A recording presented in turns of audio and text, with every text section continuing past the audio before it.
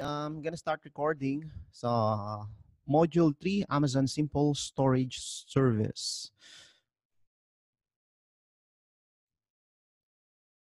So, Amazon Basic. So, to get most out of S3, you need to understand a few simple concepts about the storage. Remember, there's a lot of storage. Hindi lang S3, no? Merong EBS and some other services. So Amazon S3 stores data as object. So when you say object, it could be a document object. So when you say document object, this could be Excel format, Word format, no, PowerPoint format, or picture format. So those objects will be saved in a simple term called buckets. So it's some sort of storage container. So you can dump all the objects, any type of objects. An object consists of file and optionally metadata. So as I mentioned a while ago, metadata is the data about the data, which give information about that file. To store object in Amazon S3, you either upload or you can copy paste via a browser. No?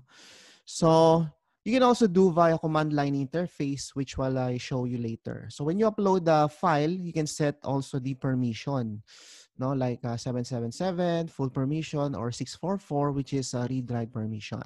So you will have this option via GUI interface, no. Buckets are containers, no. So yun ang tatandaan, yung bucket is lalagyan siya, no, lalagyan ng mga objects. You can have one or more buckets. For each bucket, you can control access. Meaning, meron kang ACL. No, you can either deny or permit who can access, who can create, who can list object, and who can view. Okay? And you can either choose geographical region. Let's say for African region, since maraming mga scammer doon, you don't want to expose your information in that kind of region. That's possible to do. No?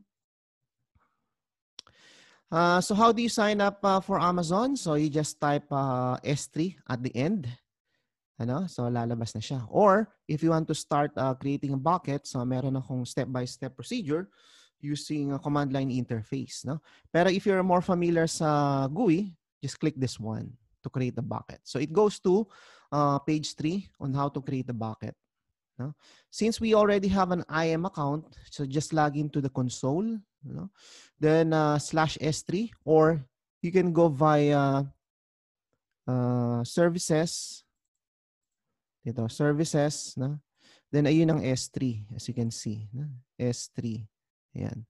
So there are many kinds of storage. So we won't touch kasi sa mga advanced option na yan. Dito lang tayo sa S3. Did you notice, nag/S3 lang siya. No? So this is the shortcut, /S3. Okay? Then nag-default sa region ko. No? Tandaan nyo, ang S3 bucket does not require region. So wala siyang region. No? So you have no option. No? So to create a bucket, you can create via GUI or via command line interface. No? Pero dito, de-demo ko muna paano mag-create ng GUI. So create bucket. Then you have to enter a very unique, fully qualified domain name across the world.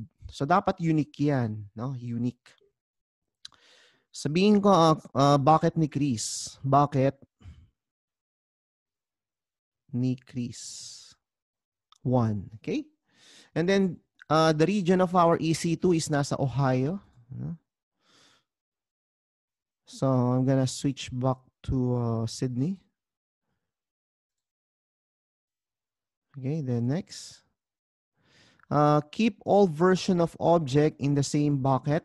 So kung meron tong, let's say, if you enable versioning, let's say the first picture was edited on September 1 with the file name boracay.jpg. And then second version is the same file name, boracay.jpg, edited as of today, September 6. So you're going to have 2 copies with the same version. Okay? So if you tick versioning, it will be on the same folder. Okay? So malilito na kayo. Paano nyo bubuksan yung luma tsaka yung bago, di ba? So if you tick that one, you're going to have multiple copy. Okay? So what does versioning do? Keeps a multiple copy in the same bucket. Okay, sa exam lalabas yung versioning na yan. Next is server access logging. So whenever you access the bucket, no, it will create a syslog, no, for security reason and auditing reason, no. So in the future, if you want to assess who access that picture, ano permission, ano ginawa, you will be able to do so, no. So dito, it's just a simple bucket. So tatanggalin ko muna yung versioning. So I'm gonna click next. Now, dito sa bucket na to, you can assign region, no? Not everyone can access, no?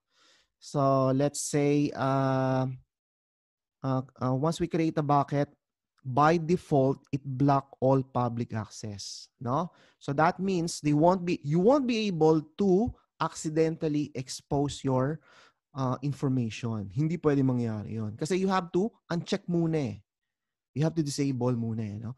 Plus acknowledgement. So these are the security measure, no, para maiwasan yung accidental exposure of your pictures, no? Like yung nangyari kay isang celebrity na expose yung mga picture niya, hindi niya alam naka-public pala, no? So block muna, no? Okay? Then we're gonna create our bucket. Okay, so yan ang ating bucket ni Chris, no? And created in Compute Resources, which is located in Sydney. So let's go inside the bucket. Okay, then we're gonna upload our very first picture. So meron akong demo picture. So upload ko lang siya. Click upload. To upload, blah, blah, blah. Pwedeng CLI, yun, add file. Mamaya magsi-CLI tayo. So, I'm gonna show the picture. Saan yung picture na ginawa ko? Ayan. Okay, so next. Now, remember, it was blocked, no? Naka-block. So, this will not be exposed. By default, it will have permission read-write for the owner, of course. Owner kasi, no? Naka-block siya. Next.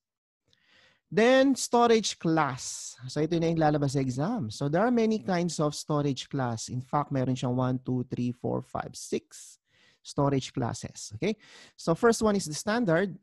So, this is designed for frequent access. Yun ang gagamitin ko, no? Frequent, infrequent access terminology. Kasi ang dami ditong term na will confuse the student.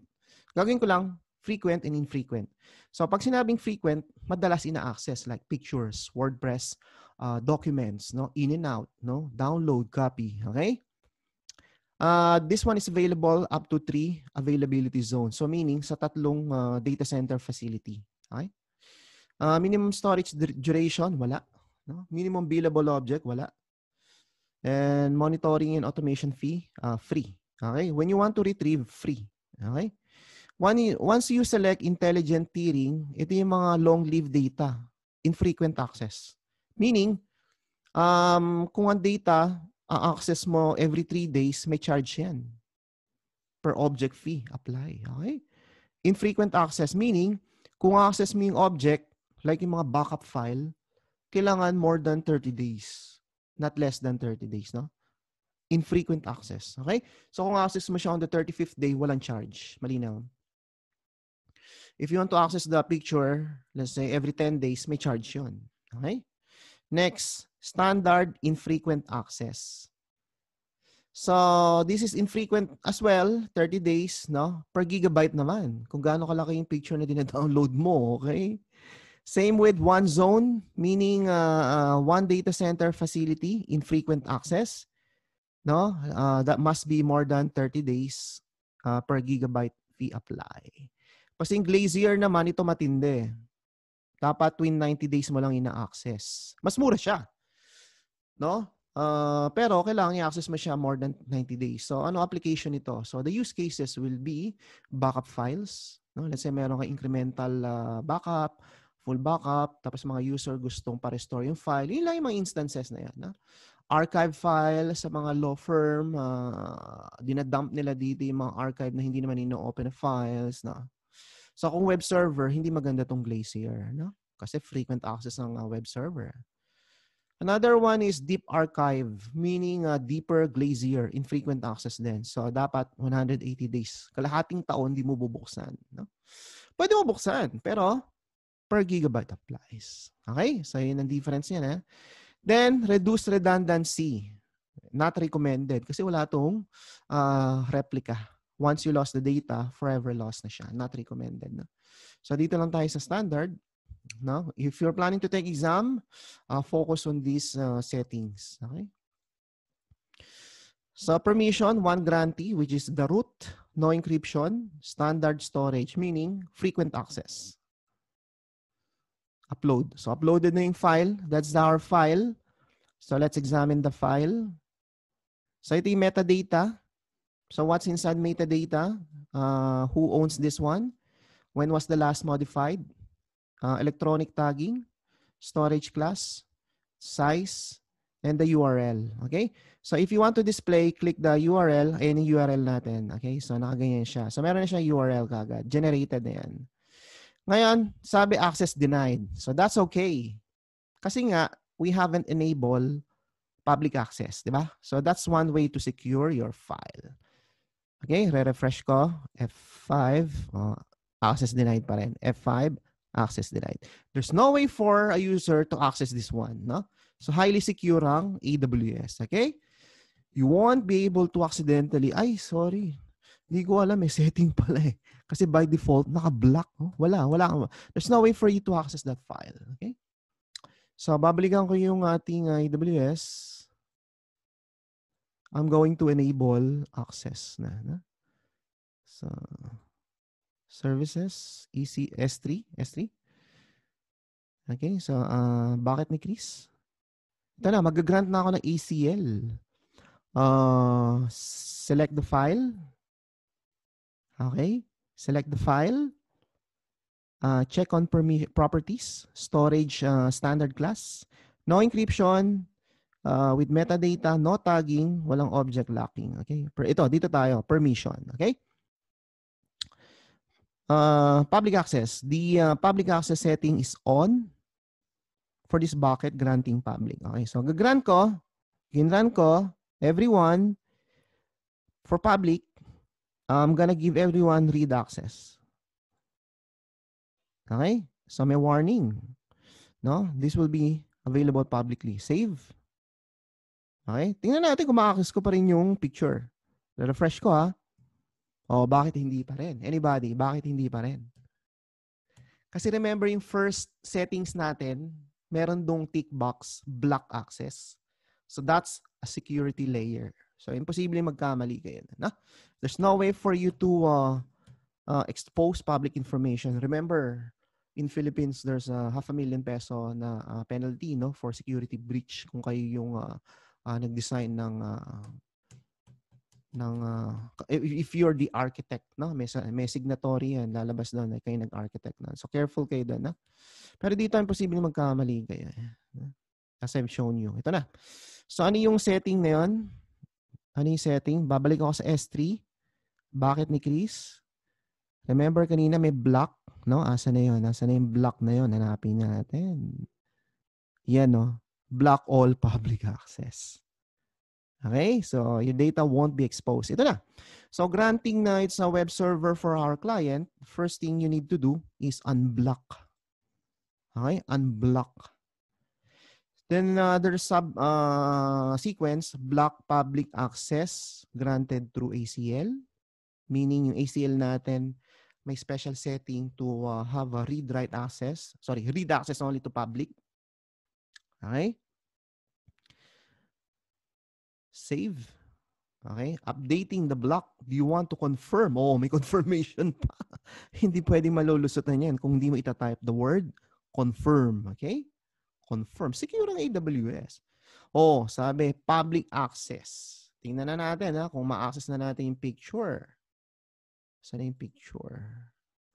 Nag-exit pala ako sa picture. Punta na natin yung picture. So, where's the picture? Go to the URL. That's the URL. Okay, click nyo lang URL. Oo, deny pa rin. Bakit deny pa rin? Bakit deny? So, meron pa isang settings. Nalimutan ko, no? Sige, babalikan natin yan. For that picture, properties, is it